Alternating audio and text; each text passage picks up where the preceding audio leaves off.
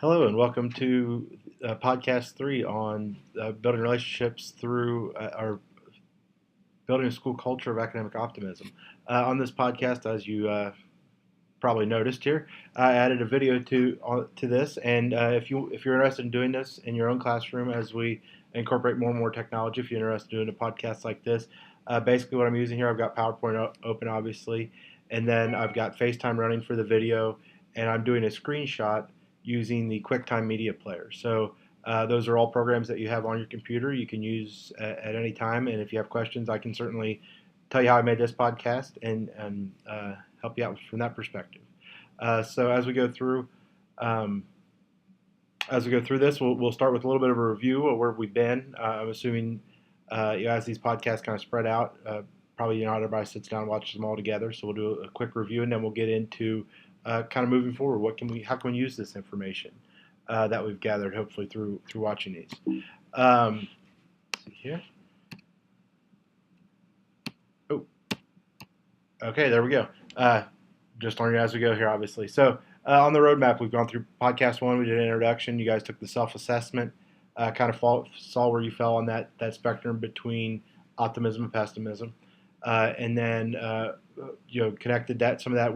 What's the importance of that? How is that important to students, to us as teachers and as educators?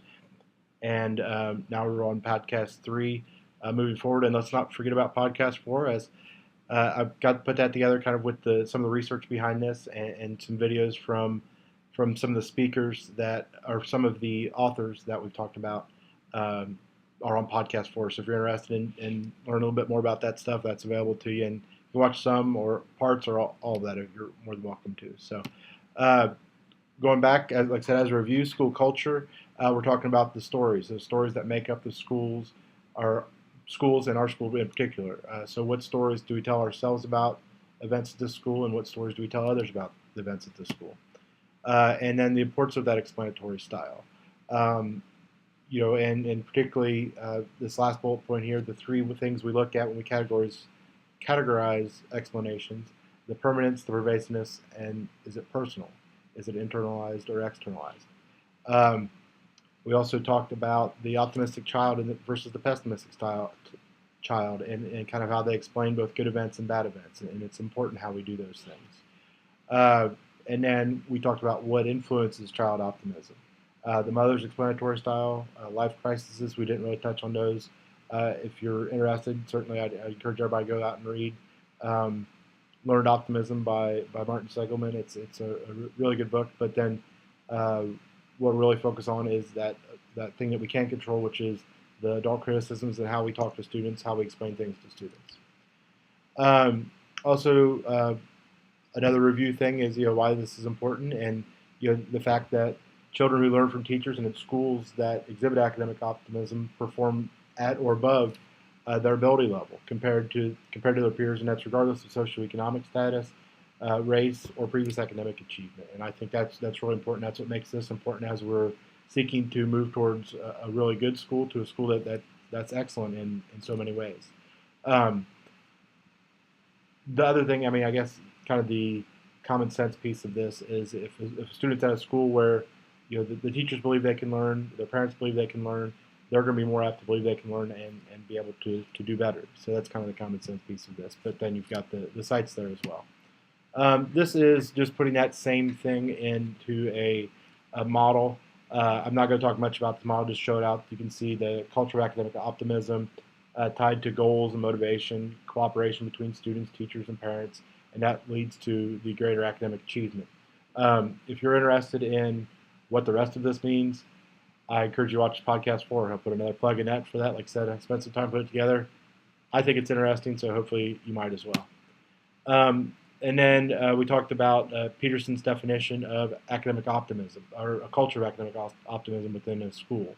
And Peterson actually calls this a healthy school culture. And that's where educators have an unwavering belief in the ability of students to achieve success, and that all students have the ability to achieve success. They pass that belief on through overt and covert ways. And that's hopefully what we do a lot of already, but we'll continue to do, and hopefully can build on that idea as we move forward as a school.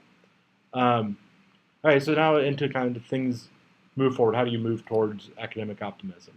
And this is again from Siegelman from the book Learned Optimism. And he looks at if we take somebody that's exhibiting pessimism, or really anybody, because that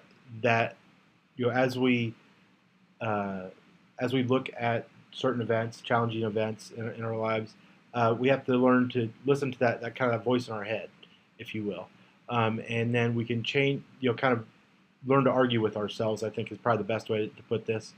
So he has what he calls the ABCDEs of explanatory style, which is a lot of stuff, and I'm trying to condense this all. So the A is the adversity that we face. The belief is how do we explain that challenge to ourselves, or in this case, to our students. Consequences, what are the results of that belief? Disputation, what's an alternate explanation for the adversity that we face, and then using evidence to kind of dispute our own beliefs about things. And then finally, energization, which I don't believe is actually a word, but energization is the way just kind of energizing it in a way to face that adversity moving forward. So to kind of put that to an example. So if we look back, and this is an example we used in an earlier podcast, the students' ISTEP scores fall below our expectations. So our belief is perhaps that our students are lazy and unmotivated. The consequences of that, and this is one that we may not realize, but really does take a toll over time, is if we think that the reason that we're not doing well is because our students are lazy and unmotivated, that means that we as educators, as teachers and administrators, can't do anything about that. So we, over time, become helpless because regardless of what we do, if the kids are lazy and unmotivated, there's nothing we can do about it. So it can lead to burnout. Now, to dispute that, we could look at look at this in a more positive light. Look at, this belief and changing that belief a little bit. So a way to change that belief and, kind of a more positive, optimistic way to look at it is while our students did grow or did not grow as well as we'd hoped, they did pass the ISTEP at a higher rate than many schools around us and around the state. So that gives us an alternate explanation. We still had a high pass rate, which is good, and some evidence when we look at comparing Lebanon Middle School to other schools around the state. And then the last part, the energization part of it, is now that we've identified the issue, and our issue is slow growth, we can begin to look at strategies that will promote that growth and achievement in all students. And this is just an example, and this is something that I think we did a good job of. We've done a good job so far. Being a little bit over halfway through the year, we've done a good job of that already. We've looked at bringing in the Learning Odyssey, really ramping up the use of data and the RTI style or RTI system, having those data meetings in our teams, and really focusing on student growth across the board for all students. So something we've already have a great start on, and hopefully we'll continue to work on and improve over time as we get more comfortable with those things. And then I just put a kind of forgot it was there. I put a red arrow there, reminding us that the reason that you go through this and the reason that you kind of dispute those beliefs is because those beliefs have real big consequences. And in this example, the consequence really is teacher burnout, and really that's feeling of helplessness that we can't affect change there. So that's a really important piece of this, and why it's important to dispute those beliefs that are negative and can have negative consequences. Are looking at it from the student perspective. Student faces the adversity of struggling in a math class.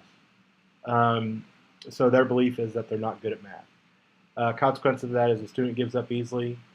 They don't try. They feel helpless because why try? Because I'm not good at math. The way to dispute that is, and this is kind of an argument of student, and we can help our students, teach our students to have this argument with themselves internally.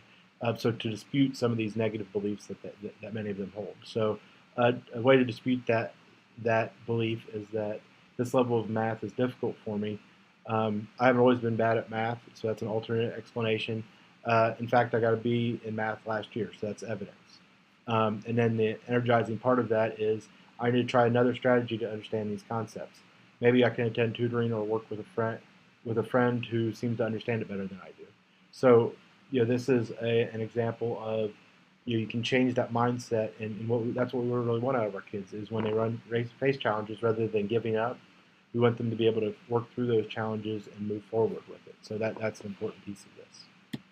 All right, so moving forward, overall, this is kind of an overall thing. We want the commitment of LMS staff to build a culture of academic optimism, which will be the foundation for a trusting school environment, which will foster high expectations and achievement for all students. So that's just kind of almost like kind of a mission statement or a way to look at when we're talking about school culture as a whole. Action steps that we can take.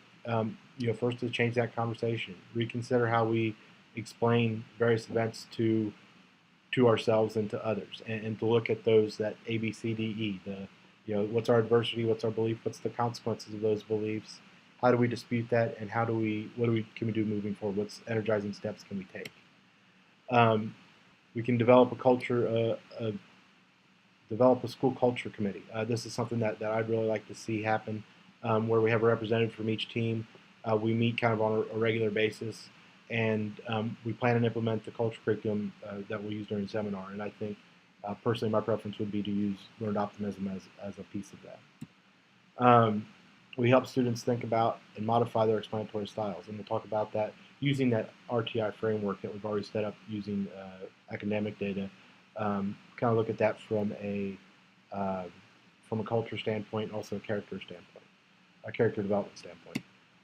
So Tier 1, what we're going to do for all students, or what I'd like to see us do for all students, is further steps for cultural trust, or a culture of trust between faculty, parents, and students.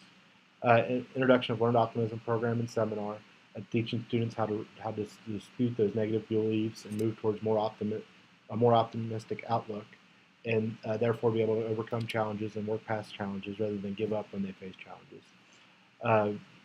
The data collection to identify the risk of depression. And I skipped one. Sorry. Provide feedback for students.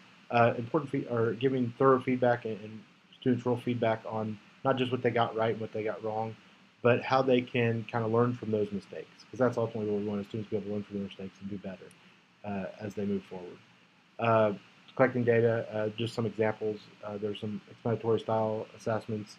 If we have a student that has a drastic change in grades or behavior over time, maybe from first quarter to second quarter, for example, can we kind of red flag those kids and see what we can do to help them out and move them kind of to a Tier 2. Student-led conferences, that's something else, kind of an idea of helping students be more accountable for their actions and thinking about what they can do to work past challenges. Research and implement other PBIS strategies. I know Becky's done a lot of research on that, and I've done a little bit on PBIS, so there's some good things there. And then continued strong communication with parents. That's an important piece of this as well. Tier 2, who are those targeted students? You obviously will get all the same supports as we give to all students. The Success with Students group, this is something that Becky and I have talked about, and a way to kind of target some of those at-risk kids and hopefully use some interventions to get them back on the right track. Build relationships and support for parents, so a little bit stronger relationships with those parents that we really need most to work with us to help their students out, rather than sometimes those parents kind of feel, many of those parents had bad school experiences themselves, so we can bring them in and help create a strong relationship with them. Can be beneficial. And then we encourage parents to attend the tutorings and to use online resources that are available to them. And as we incorporate more technology, as we use, the flipped classroom, some of the flipped classroom techniques and putting videos online, the parents can start to learn a lot of this stuff themselves as we go through it and as we'll talk more about. The Tier 3 interventions, obviously, you go through Tier 1, Tier 2, just like the traditional RTI model. Include individualized meetings with parents and students. Refer students to outside counseling support programs when we see, maybe some severe depression or things like, or other issues that children are looking for. Obviously, we have some students that are working through some of those challenging issues. So this helps out. That this can hopefully get the help that we can't provide. As a school, we can help get them to the services that they need. All right. So coming up, January 21st, we'll have the continuing discussion on this. This is just kind of a framework and kind of to start the conversation. Hopefully, this is not the end of the conversation. These are some ideas that I've had and I've talked with we've talked within administration about, but really want to get some ideas from from the teachers as well. And we want to kind of have the collaborative